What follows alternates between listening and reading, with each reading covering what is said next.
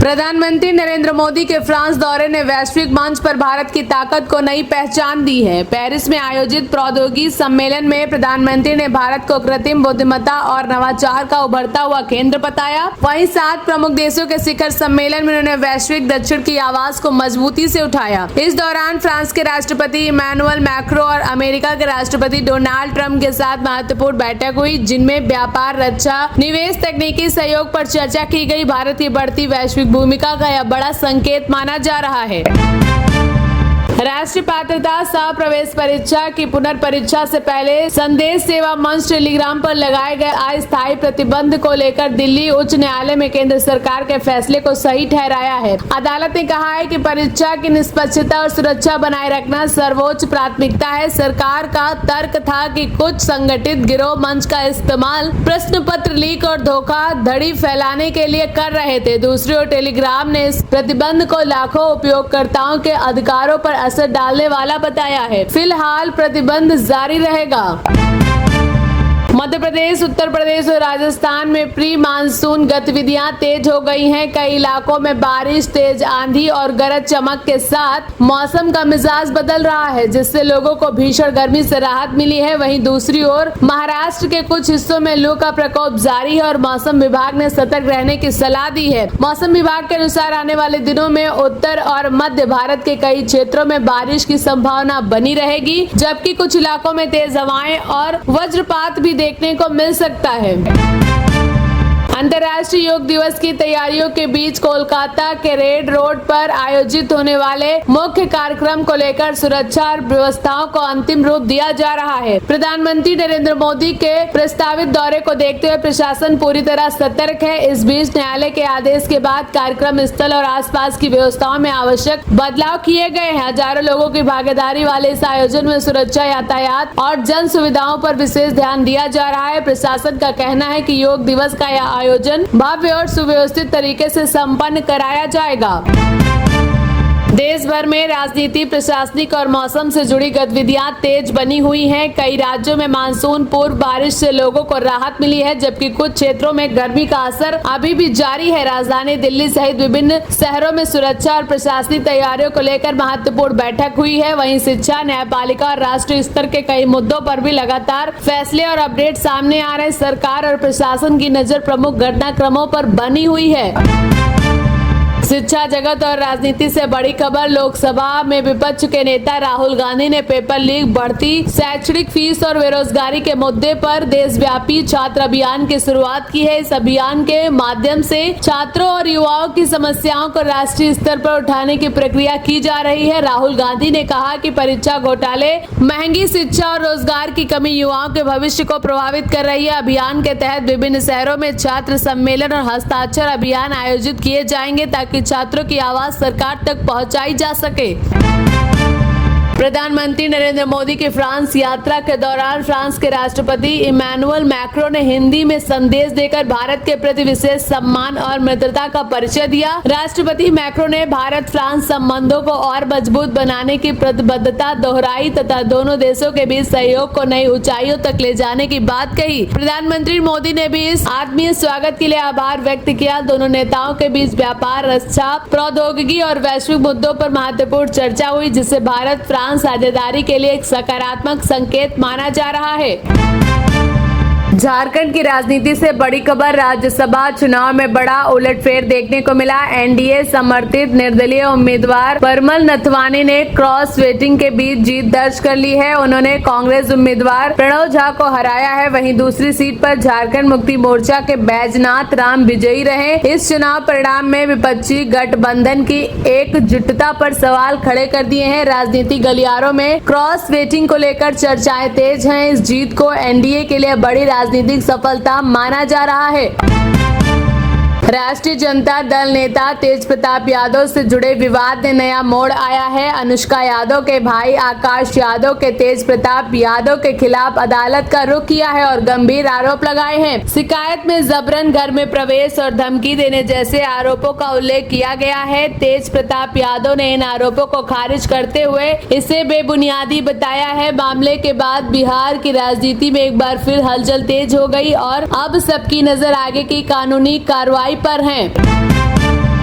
हिमाचल प्रदेश के मौसम से प्रदेश के शिमला, मनाली सहित कई पहाड़ी इलाकों में मौसम ने करवट ली है। मौसम विभाग ने आने वाले दिनों में तेज आंधी, बारिश और ओलावृष्टि को लेकर चेतावनी जारी की है। हिमाचल प्रदेश के कई जिलों में लोगों को सतर्क रहने की सलाह दी गई है। पर्यटकों को भी खराब मौसम के दौरान सावधानी बरतने के निर्देश दिए गए हैं। प्रशासन ने आपात स्थिति से निपटने के लिए तैयारियां तेज कर दी हैं। मौसम विभाग के अनुसार अगले कुछ दिनों तक पहाड़ों में मौसम परिवर्तनशील बना रह सकता है। अंतर्राष्ट्रीय स्तर से बड़ी खबर, ईरान और अमेरिका के बीच युद्ध विराम समझौते को लेकर बड़ी प्रगति हुई है। अमेरिकी राष्ट्रपति डोनाल्ड ट्रंप और ईरानी नेतृत्व के बीच हुए समझौते के बाद क्षेत्र में तनाव कम होने की उम्मीद जताई जा रही। इस समझौते के तहत संघर्ष रोकने, बातचीत आगे बढ़ाने और महत्वपूर्ण समुद्री मार्ग को फिर से खोलने की दिशा में कदम उठाए गए हैं। हालांकि इजराइल समेत कुछ देशों ने इस समझौते को लेकर चिंता जताई है। आने वाले दिनों में इस समझौते की सफलता और क्षेत्रीय शांति पर पूरी दुनिया की नजर बनी हुई है। महाराष्ट्र की राजनीति से शिवसेना उद्धव बालासाहेब ठाकरे गुट ने अपनी सभी लोकसभा सांसदों को संसदीय दल की महत्वपूर्ण बैठक में शामिल होने के लिए व्हिप जारी किया है। पार्टी के सांसदों की एकजुटता बनाए रखने और संगठनात्मक स्थिति स्पष्ट करने के लिए यह कदम उठाया गया। इस बैठक के बीच पार्टी में अंदरूनी मतभेद और कुछ सांसदों के रुख को लेकर राजनीतिक हलचल तेज हो गई है। शिवसेना यूटीबीटी नेतृत्व में अनुशासन बनाए रखने का संदेश दिया है। अब सबकी नजर इस बैठक और आगे की राजनीतिक रणनीति पर टिकी हुई है। शिक्षा और डिजिटल सुरक्षा से जुड़ी बड़ी खबर, राष्ट्रीय पात्रता सह प्रवेश परीक्षा के पुनर्परीक्षण से पहले टेलीग्राम पर लगी अस्थायी रोक को लेकर दिल्ली उच्च न्यायालय ने केंद्र सरकार के फैसले को बरकरार रखा है। सरकार ने अदालत में कहा है कुछ समूह टेलीग्राम का इस्तेमाल फर्जी प्रश्न पत्र और परीक्षा संबंधित धोखाधड़ी फैलाने के लिए कर रहे थे। केंद्र ने इस परीक्षा को निष्पक्षता बनाए रखने के लिए जरूरी कदम बताया, जबकि टेलीग्राम ने इस रोक को चुनौती दे दी थी। अदालत के फैसले के बाद फिलहाल टेलीग्राम पर प्रतिबंध जारी रहेगा। अमेरिका और ईरान के बीच अंतरिम समझौते को लेकर दुनिया की नजरें टिकी हुई है। दोनों देशों के बीच हुए समझौते में युद्ध विराम, परमाणु वार्ता और क्षेत्रीय तनाव कम करने जैसे अहम मुद्दों को शामिल किया गया है। समझौते के तहत होर्मुज़ जल डमरू मध्य में व्यापारिक आवाजाही बहाल करने और प्रतिबंधों में राहत की दिशा में कदम उठाने की बात कही गई है। इस समझौते को मध्य पूर्व में शांति की दिशा में बड़ा कदम माना जा रहा है। हालांकि अंतिम स्थायी समझौते के लिए आगे की बातचीत जारी रहेगी। छत्तीसगढ़ में बिजली उपभोक्ताओं के लिए इस वक्त की सबसे बड़ी खबर, राज्य के सरकार में बिजली दरों में औसतन 6.23% की बढ़ोतरी को मंजूरी दे दी है। यह नया नियम 1 जुलाई से पूरे राज्य में लागू होने जा रहा है। इस फैसले के बाद घरेलू उपभोक्ताओं के लिए बिजली 30 से 50 पैसे प्रति यूनिट तक महंगी हो जाएगी। वहीं व्यावसायिक उपयोग के लिए दरों में 20 से 40 पैसे की बढ़ोतरी की गई है। किसानों ने कृषि पंप की बिजली दर भी 40 पैसे प्रति यूनिट बढ़ा दी है। हालांकि सरकार ने बिजली कंपनी की 24% बढ़ोतरी की मांग को खारिज करते हुए आम जनता को बड़ी राहत देने का प्रयास किया है।